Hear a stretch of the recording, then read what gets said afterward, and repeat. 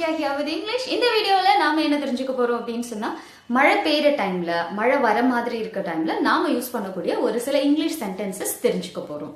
So மழை நல்லா பெய்யுது அப்படினா எப்படி சொல்லலாம்? இட்ஸ் ரெய்னிங் ஹெவிலி அப்படினு சொல்லுவோம். யூசுவலா நாம அப்படி தான் சொல்லுவோம். It's raining heavily. It's a right sentence.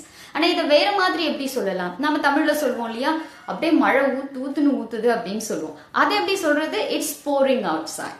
It's pouring outside. Usually native speakers மழை வேகமா பெய்யுது அப்படின்னா it's pouring அப்படின்னு சொல்லுவாங்க.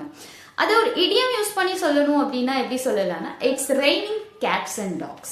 It's raining cats and dogs அப்படின்னு சொல்லலாம். ரொம்ப அப்படியே அட மழை பெய்யுது அப்படின்னு சொல்றதுக்கு it's raining cats and dogs ன்னு சொல்லலாம்.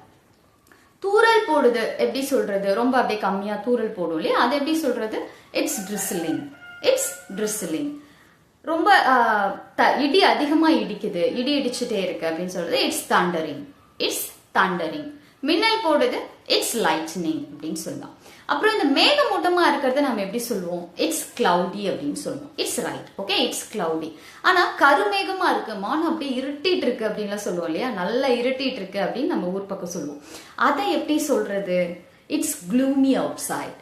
It's gloomy outside. ரொம்ப இருட்டிட்டு இருக்கு, வெளியில போகாத, நல்ல மழை பிடிச்சிக்கும் அப்படின்னு சொல்லுவோம் இல்லையா? ஸோ அதை it's gloomy outside, don't go right no, definitely it will rain cats and dog அப்படின்னு சொல்லுது. Okay, I hope this will definitely help you. Thank you.